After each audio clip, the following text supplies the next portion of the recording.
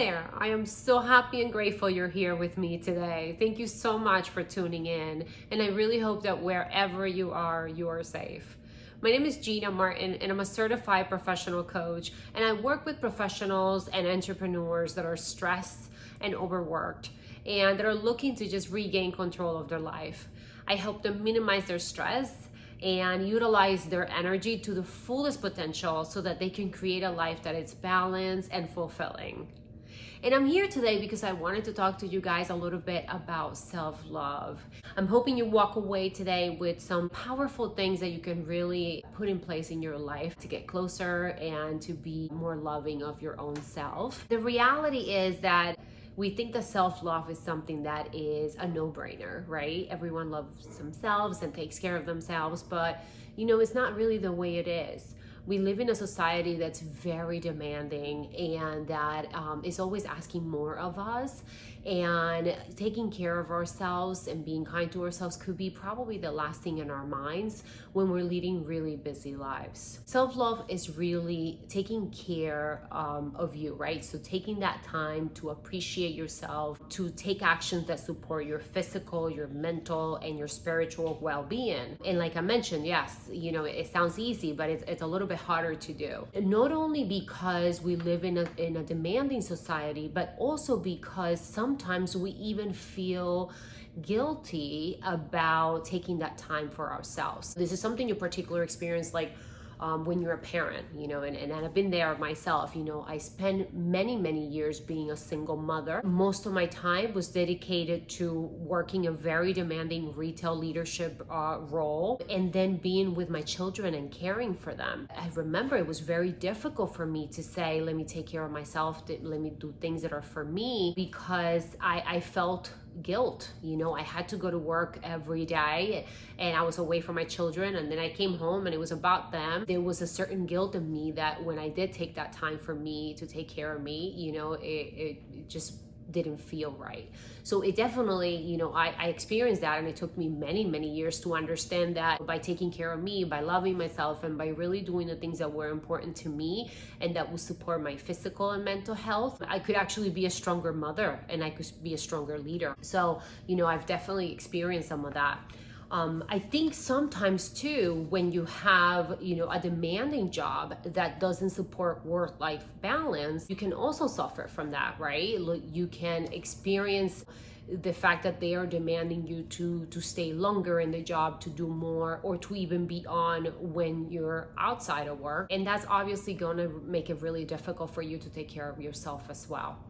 And the last thing that I can think of that I could share with you is sometimes we have also demanding spouses, that perhaps might not support us when we want to do things that are right for us and that, really support our own personal growth and space. So there's many influencers that can impact our ability to really take care of ourselves.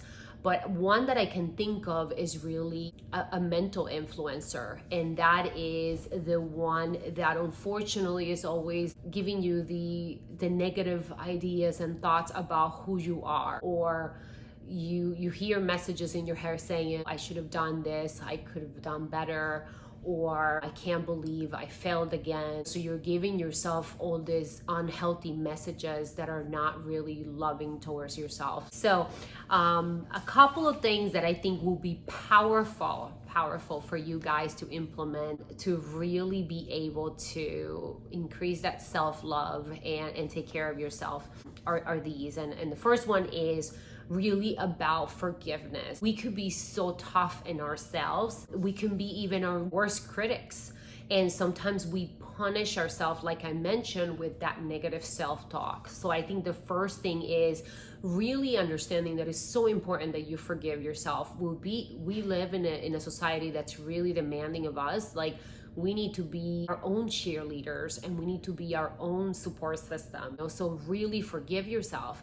Instead of looking at decisions that you made or things that you did or you didn't as a failure, look at them as opportunities to really grow and learn from. Be kind to yourself and make sure that you forgive yourself. Something that I truly believe is that everyone makes choices based on the information or the life experiences available in the moment. So for example, choices that I make today are going to be very different than choices that I made 10 years ago because my life experiences are different. It's so important that we understand that when we made those decisions, it was the best decision at the time. So there's no need to really punish yourself for a particular decision or step you took in your life.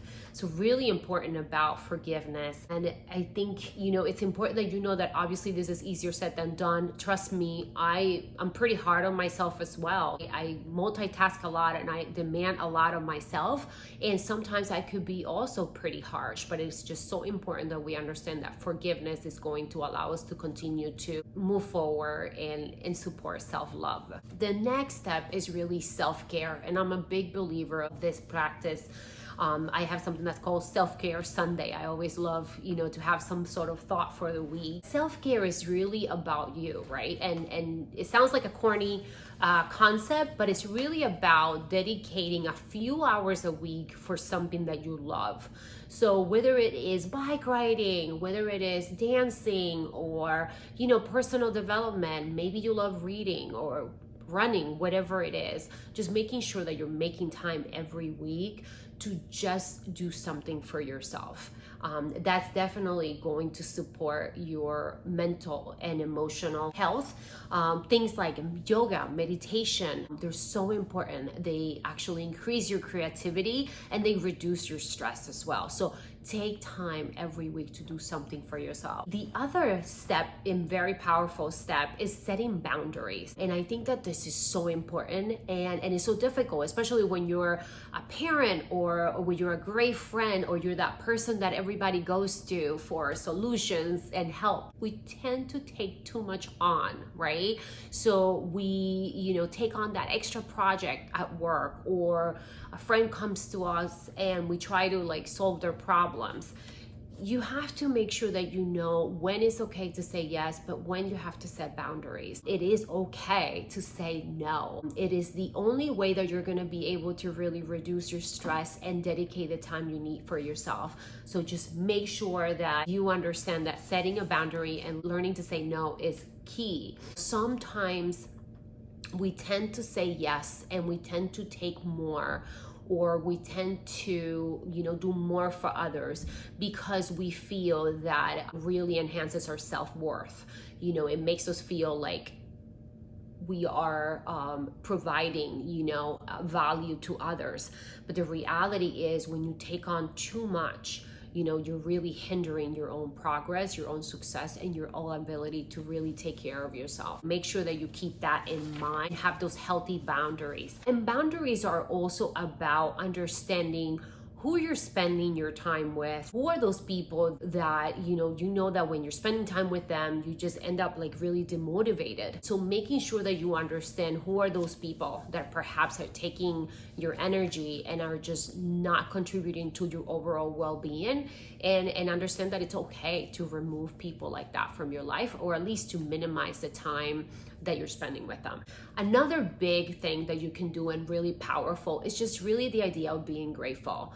And I know that there's a lot of people out there that talk about gratitude, but there's just something about gratitude that just fills your heart with love. And gratitude changes perspective of every situation you encounter. So really important that you think about, what are you grateful for today? And I think that one of the easiest things that we tend to forget is just really our ability to be able to be with our family, to be able to have a roof over our heads, just understanding what are some of those things in your life that you can be grateful for in the moment is huge. And with being grateful, I would say also taking time to celebrate your accomplishments. I think one of the biggest challenges my clients struggle with, and even myself, is that we're so focused on go, go, go. We forget to stop and just be grateful and celebrate a success.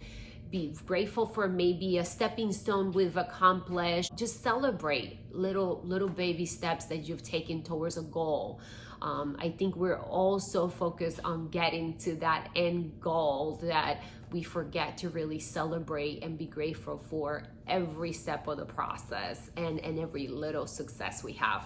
So make sure that you stop, you experience that gratitude, and also celebrate your accomplishments. The last but not least powerful thing that you can do to really increase your self-love is live with purpose. Really design your life.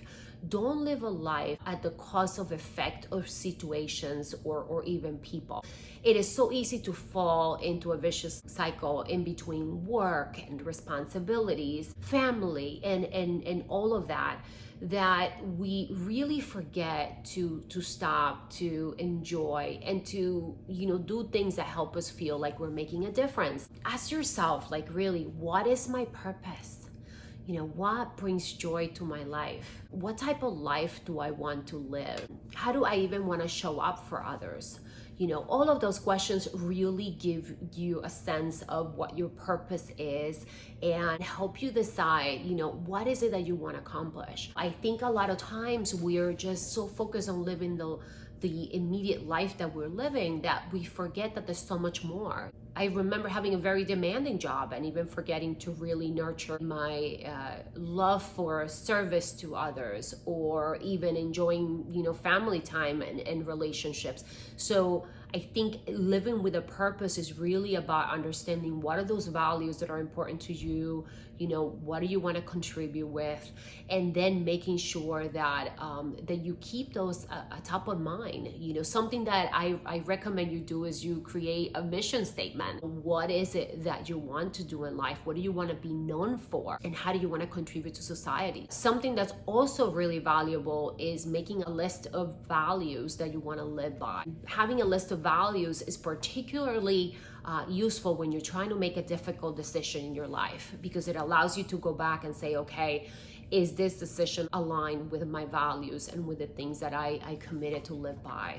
So definitely making sure that you have some sort of a mission statement, a list of values or rules to live by, are things that are going to allow you to stay, in the course and really continue to pursue your purpose. Obviously, all of this is going to bring you overall higher life satisfaction, because you'll be living purposefully.